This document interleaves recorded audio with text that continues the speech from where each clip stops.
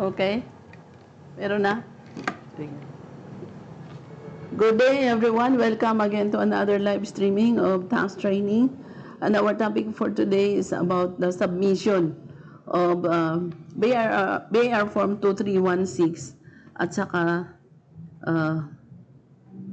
2307. No? Kasi if we try to think about it, ano na ngayon yung year end, no? So it is a must that employers must prepare their BIR Form 2307 at saka 2316 for the employees. So the BIR also clarifies how to submit these forms because there are so many modes of submission, no? Hindi naman nawawala yung mga ibang modes of submission, but ang sabi lang ng BIR, every time na mayroon na kayong napili na mode of submission, yun lang. Hindi ibig sabihin na pwede mong i-file, mag-i-file ka rin, and then magpapatata ka rin ng yung physical copy, no? Yung hard copy. Hindi na kailangan, no? Kasi kung nag-i-file ka na, isang mode of submission lang yung gagamitin mo. That's why we will discuss what are the different modes of submission ng BIR Form 2307 at saka 2316 para hindi tayo malito, no? Okay. So let's start with ito yung latest na kasi parang ano na rin natin ito tax updates, no? Ito yung Revenue Memorandum Circular 117-2021 at ito yung clarification ng submission ng BIR Form 2307 and 2316, no? Meron siyang revenue regulations na tinitingnan din yung 16-2021 kasi mandatory po ang filing nito mga forms na to. That's why kanina sa mga previous natin na mga videos, yung sabi natin na mandatory sa BIR yung reporting. That's why you are going to report sa kasama po ito sa reporting. Although, pag nag-report ka ng 2307 and 2316, wala ang amount involved yan, wala kang payment. Kasi ang isasubmit mo dyan, yung mga forms lang. But failure to file and submit the report might as well incur penalties pag hindi mo siya pinail on time, no? So very important ang reporting. Tinitingnan ko nga yung mga bagong batas natin, no, sa taxation at saka sa international taxation natin. Very, very important na po yung documentation. That's why talagang dinalagyan na nila ng malaking sanctions o malaking penalties yung mga failure to file these documents, no? Documentary requirements, failure to attach, no? Kasi kagaya ng 2307, 2306, these are only attachments but mandatory, no? Okay, so ito po yung ating live streaming ngayon. Ano na to? 4 o'clock na, no? Hindi na tayo nagla-live streaming ng gabi na yung 8 o'clock to 10 o'clock. Hindi na po kaya ng oras natin. No? Kasi iba na. Survivor na lang tayo. Kumbaga sa na ano lang tayo sa mga sakit kaya na mag-adjust po tayo sa oras. No? Okay. May shoutout tayo. Meron? Sino? Shout out.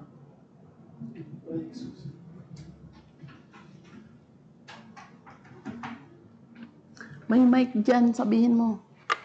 Yung mic ko, i-on mo yan. Yung mic na yun, no? Kaya pag shout out, pwede mo na sabihin anong pangalan. Okay. Sige, shout out muna tayo para at least na-recognize naman natin yung ating participants. No?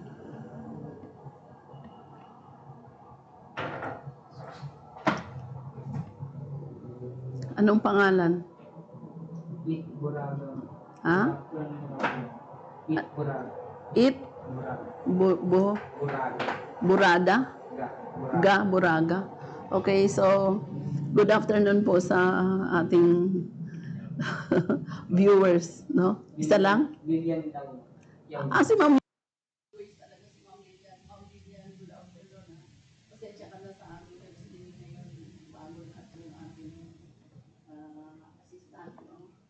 Nag-uumpisa pa lang, di ba, ano dito sila, perfect. Ako nag-aaral na rin ako eh, kaso lang, hindi talaga kakayanin pala, no? Kaya tanggap ko na in this world na you cannot exist alone. Kaya kailangan natin tanggapin eh. At saka na ano ako, dahil may nabasa ako minsan na isang articles na nagsabi na minsan daw gusto mo ikaw lahat ang gagawa ng mga bagay na gusto mong gawin. Kasi napaka ano mo daw, yung nasasakit ka na para lahat daw ng success sa iyo lahat makikredo. Sabi ko, parang selfish ka daw pagka ganyan. Kaya you really have to accept na you live in a team na sila din nakakatulong. Nagsasabi nila sa iyo.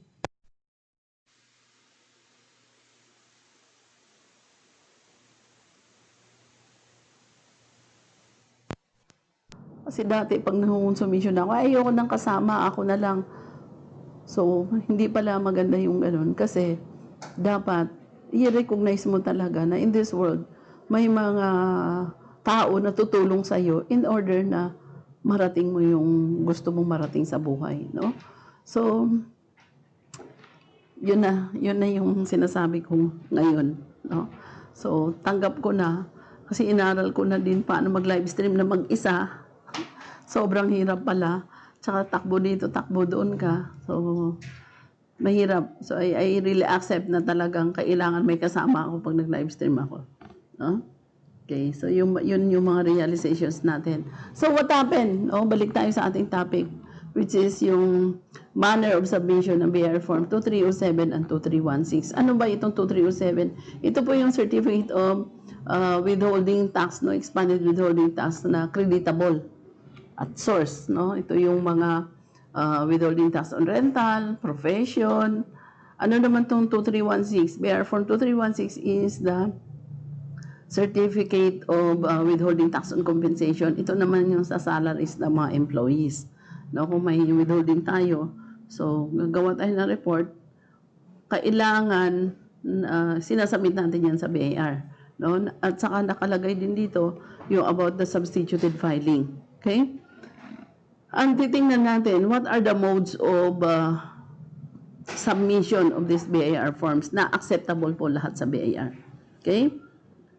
So, ang sabi po ng 117-2021, yung mga provisions, yung mga dating mode of filing, pwede pa rin po sila. But, as long as meron ka nang na-comply na isang submission, nakapag-submit ka na, tama na yung isa. Kasi baka naman, since there are so many modes of submission, gagamitin mo lahat ng modes na yun, no? Enough na yung isa. So, ano itong mga modes of submission na po pwede? Okay. So, for this, itong 117-2021, nag-refer din siya doon sa RR number 16-2021. Ano bang gagawin doon sa mga certificates? Why?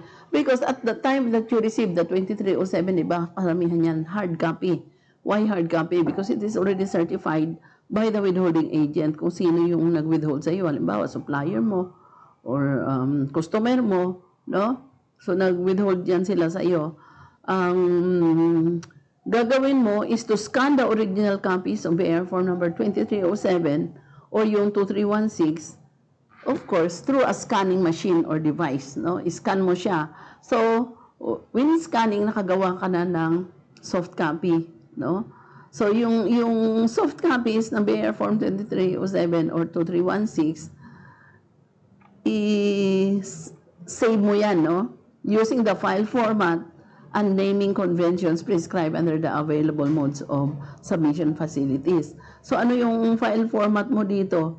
BIR Form 2307 or BIR Form 2316, no? Meron din yan require kung anong klaseng format, no? PDF. And then, yung next is to submit the soft copy of BIR forms in accordance with revenue issuances. So, kung halimbawa gusto mo i-submit siya through EFS or through yung hard copy na pa-receive mo sa BIR, then po pwede din po, no? So, itong provisions na to did not discontinue the submission of the certificates in DVDR. Kasi ang sabi nila, ay hindi na pwede ngayon ang DVDR kasi ano na, e-submission na, pwede pa rin po, no? Provided na pag nag-submit ka na doon ng DVD, huwag ka na mag-submit ng e-submission, no? So, anong gagawin dito? Instead, offer to all concerned taxpayers under modes of submission of facilities. So, pwede mo siyang submit through EFS or electronic attachment, no, sa filing system doon sa facilities po ng BIR, no? So yung BIR form 2316 pwede siya sa EAFS, no? And then yung USB pwede rin pa rin pong gagamitin, ha? Hindi yung tinanggal, nandyan pa rin yan. So mamili ka kung anong gusto mo. And also yung DVD, no? Pwede pa rin kayo mag-submit using the DVD, the USB, or yung EAFS. Basta at least, isa lang doon yung gamitin nyo. So, the added convenience of the tax-paying public. So, yung USB, memory stick, or similar storage may be used, no? So, napakaliwanag dito na pwede pa rin siyang gamitin. Okay.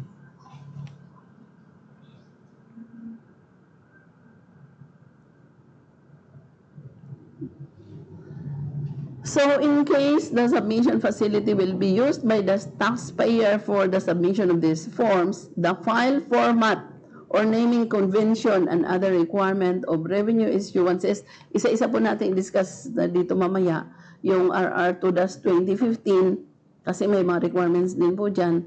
And then yung 49-2020, 82-2020, at saka 44-2021. No? Kasi itong 44-2021, nagtaka nga ako because BIR from 1709 to sa related party transactions. But, i-adapt lang yung mode kung paano i-submit yung 2307 at saka 2316. No? Okay. So, ano yung kabilin-bilinan ni Commissioner Dulay?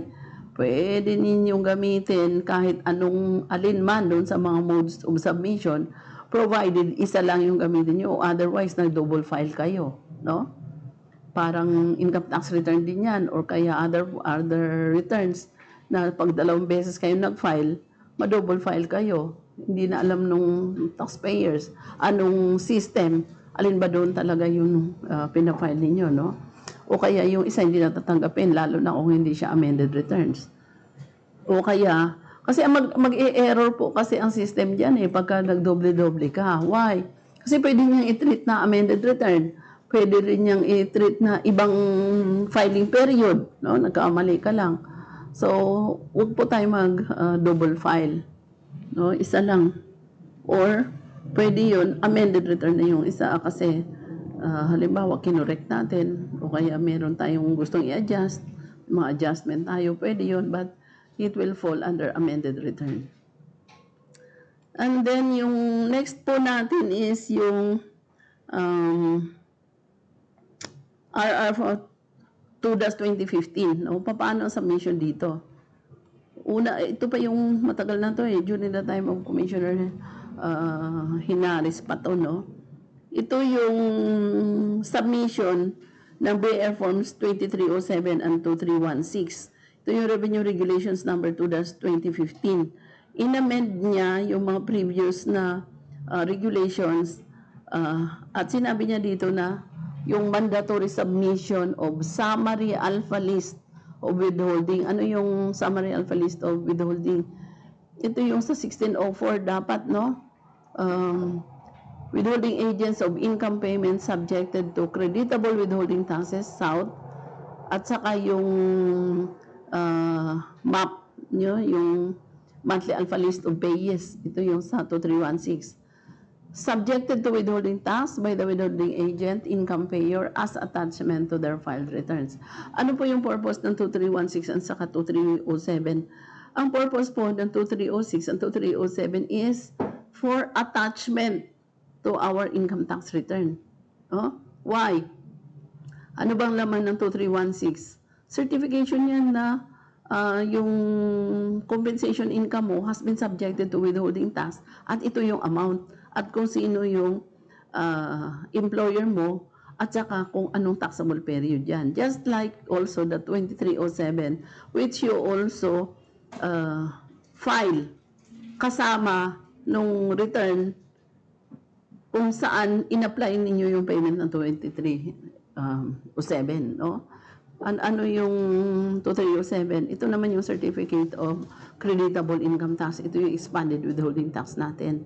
At ano ba naman po yung purpose na yan?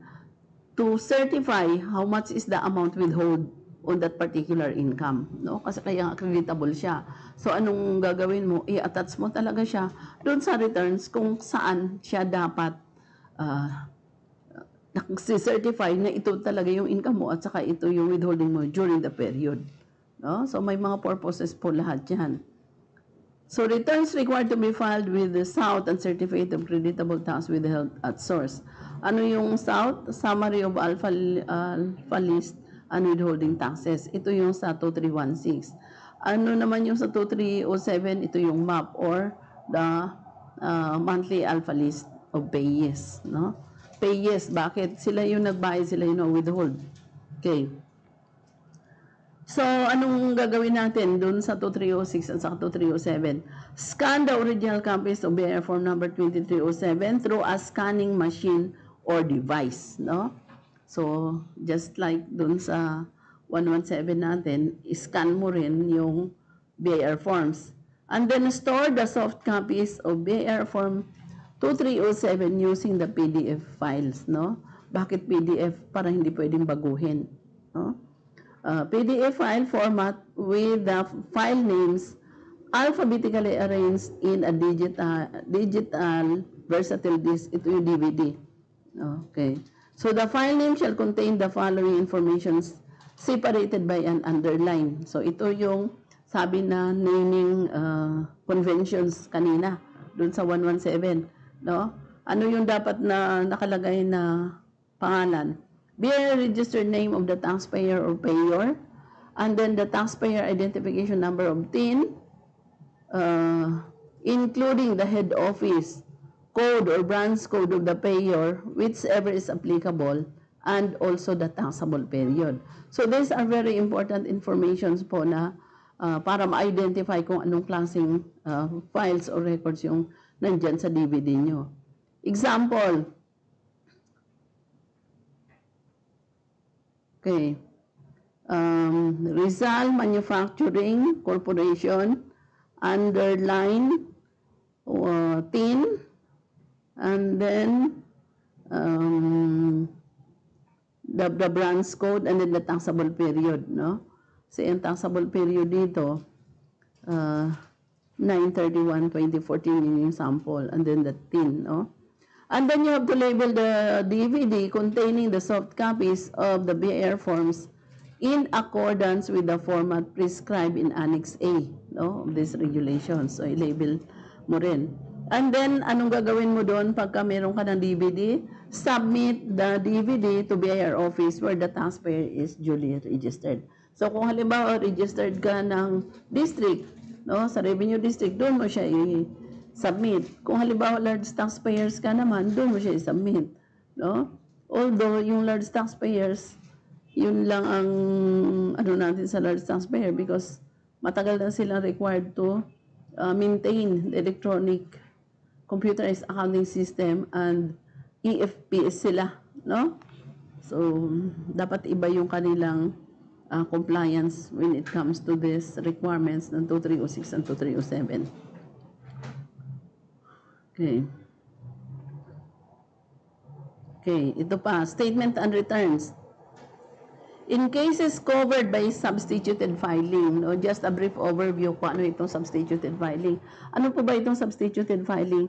Substituted filing comes in or pwede siyang i-avail ng empleyado na hindi na siya kailangan mag-file ng kanyang income tax return, no, for the employee, it is BIR Form 1700, hindi na siya kailangan mag-file ng kanyang income tax return in the BIR if during the taxable period, or ibig sabihin, during the taxable year, halimbawa 2020 or 2021, yung source of income niya is coming only from one employer and the tax due is equals to tax withheld, no? O halimbawa, si A ay empleyado ng B company, and then during the year wala na siyang ibang pinasokan na trabaho, yung si B company lang.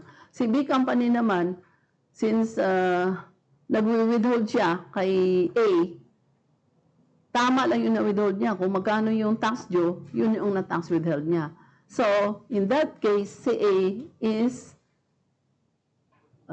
qualified to avail of the substituted filing. Ano yung substituted filing? Hindi na kailangan mag-file ng income tax return. Ano yung nakasubstitute doon sa 1700 na form na income tax na dapat i-file ng employee? Yun na yung kanyang 2316. Yun na yung pinaka-ITR niya. Why? Kasi nandun na nakalagay yung basic information about the income at saka the tax that has been paid by the employee through the withholding tax system. No? So, alam niyo, napakagandang ginawa yan yung substituted filing kasi napakalaking ginhawa yan sa BIR. Kasi dati lahat yan pina-process pa, papasok pa sa BIR na hindi naman kailangan. So, ngayon, because of this substituted filing, ang daming employees earning compensation income from only one employer whose taxes due are equal to tax withheld, hindi na sila nagpa-file. No? So, laking ginawa both sa taxpayer, sa mga empleyado, at saka sa taga-BIR. No? At ito pa pala, idagdag ko lang, for your information, ang BIR hindi na rin grant ng refund. No? So, if there is over-withholding, sino dapat na mag-refund? Also the employer. O, hindi na po nagpa-process ng refund ang BIR. Kasi dati, pag nag-over withholding ang employer, kiniklaim yan sa BIR. Kaya bago pa lang ako sa BIR, experience ko pa yung ang dami pumunta sa BIR, and then the BIR issue yung mga cheque, kakagulo. Because yun yung mga refund, no? Tinanggal na yun. Kasi sabi ng BIR, bakit kami ang magbibigay ng refund? Kayo naman yung nag-over withhold, no? So, diniligate na rin yan, binigay na rin yung obligasyon na yan ng withholding na tax due equals tax withheld sa employer, no? Kaya yung time na nagkaroon ng changes, nasa BIR pa ako, ang sabi ng mga taxpayer, dapat mayaran kami dito kasi yung trabaho ng BIR pinasa na sa amin, no? Kasi if you are designated as withholding tax agent, you have the responsibilities and additional responsibilities pa daw nila yun. But since government nga yung nagsabi, at saka parang burden na yan sa employer. No? Okay, so what are you going to do dito sa 2316? Scan the duplicate original copies of BIR form number 2316 through a scanning machine. No? Parang sa kanina din. Store the soft copies using the PDF file. No? Lagay mo sa DVD. And then, ano yung ilalagay mo dyan na pangalan? Lagay mo yung surname of the employee. No? Yung apelyido ng employee. The taxpayer identification number of the employee and the taxable period. Halimbawa, ito sa substituted filing to ha.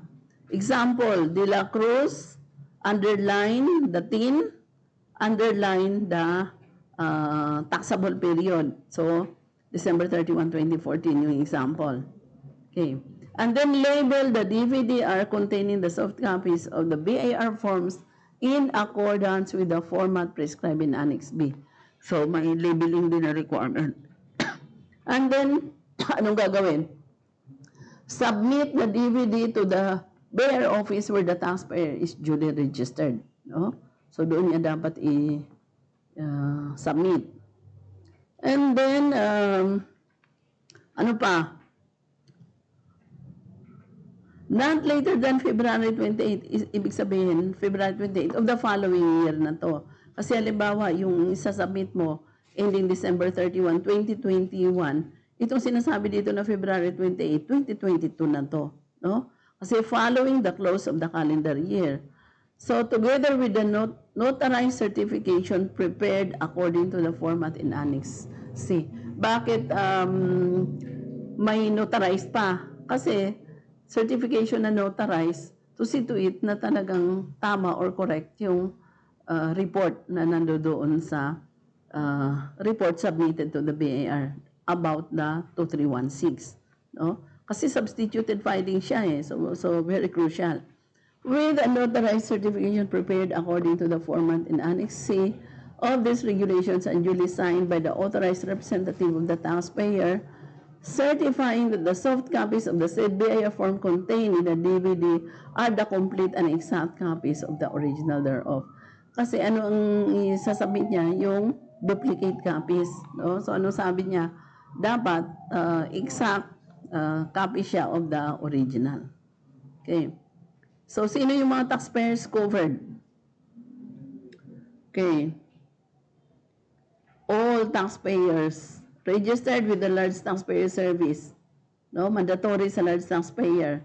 Sa hindi large taxpayers, sino itong large taxpayers? Ang large taxpayers po natin, ito yung mga pinadala ng sulat ng commissioner classifying them as large taxpayers. May mga criteria po bakit sila pinili. But even if pasok ka doon sa criteria, pag hindi ka pinadala ng commissioner ng letter notice na large taxpayer ka, hindi ka pa rin large taxpayer, no? So hindi pwedeng isipin mo na lahat ng mga criteria ng large taxpayers, pasok ako, large taxpayer na ako. No way, no? So ang commissioner po yung namimili ng large taxpayers. So once nandun ka na sa database ng large taxpayers, then you are classified as large taxpayers.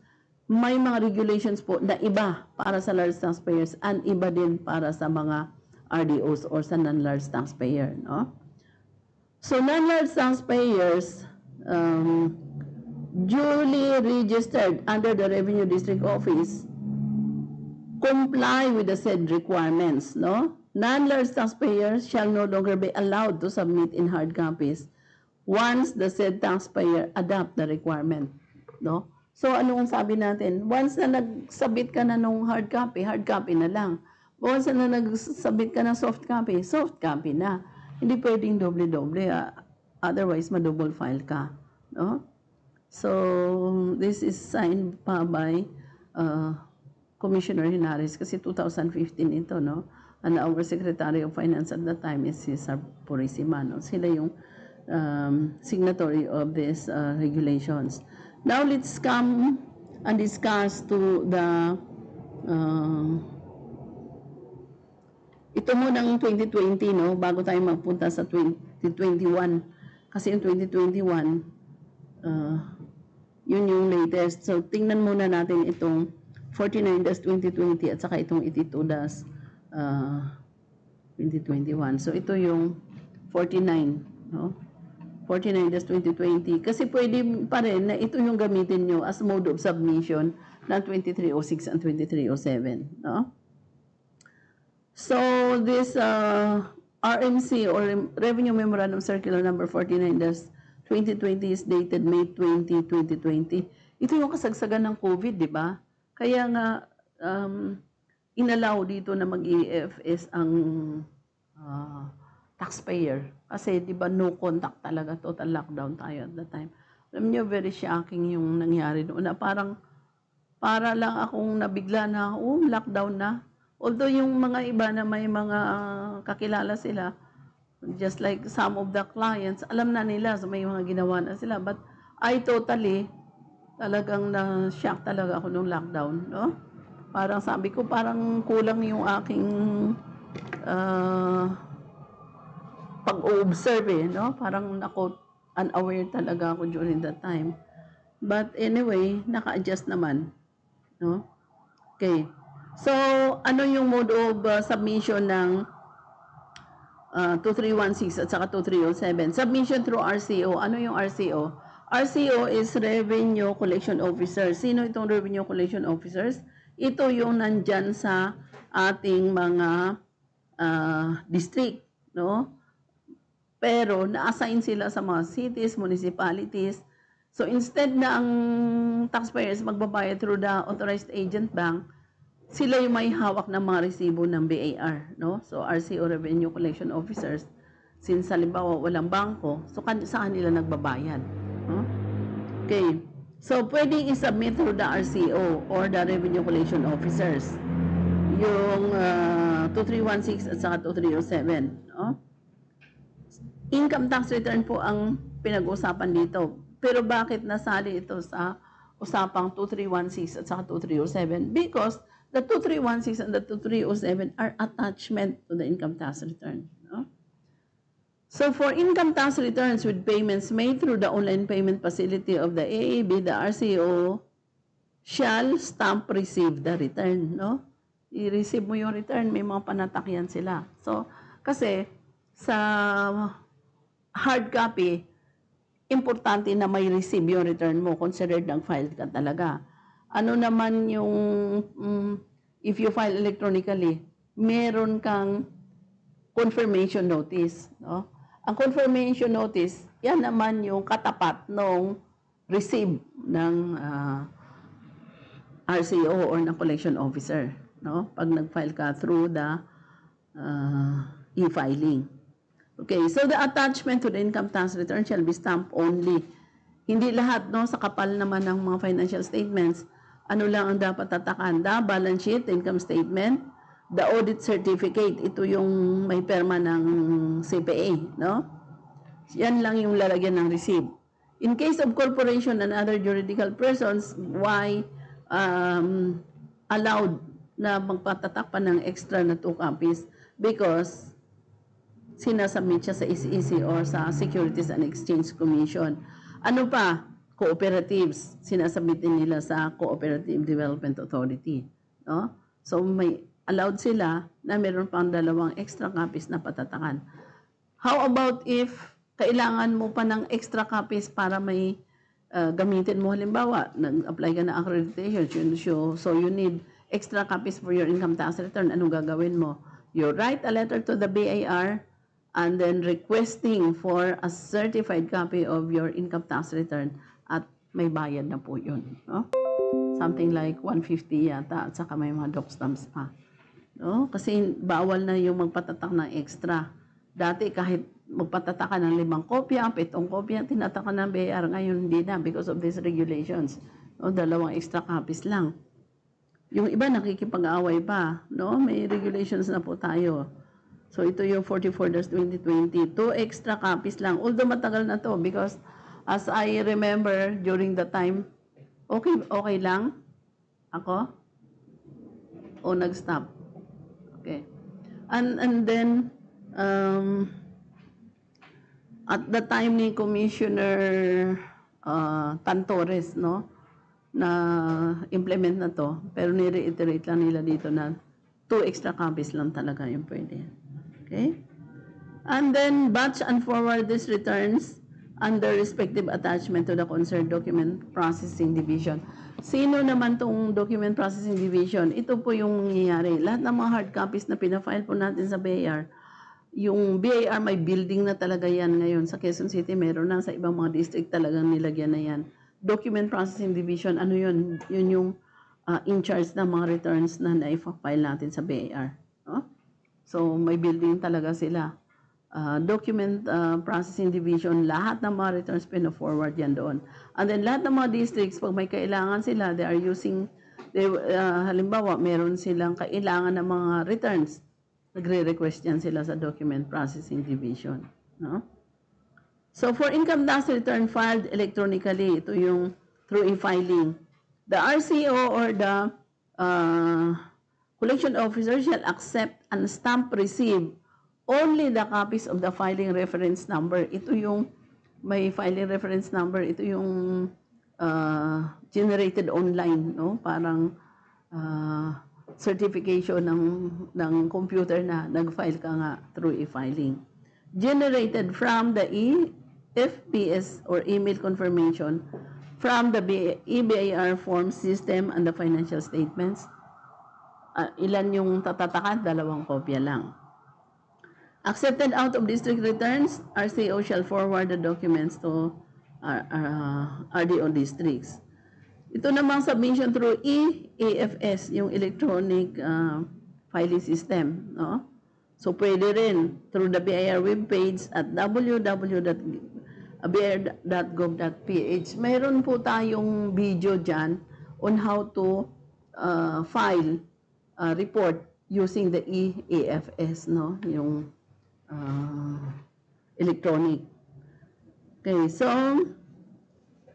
this may be accessed through the BIR webpage at www.bir.gov.ph by clicking the icon on the EAFS thereat. So, nandiyan lang din po sa website ng BIR. Okay. So, attachment shall be grouped into 3 document files. No? Okay. So, anong gagawin ng taxpayer? Scan the documents and save in PDF files. And name accordingly before uploading them into the EAFS. So, ito yung guide. Kasi di ba ang sabi ng 117-2021 na RMC, you have to follow the file format ng mga previous na regulation. So, ito yung sa 44-2020. No? Ito yung document group and file name. No? So, file number 1, ito yung income tax return and the proof of payment.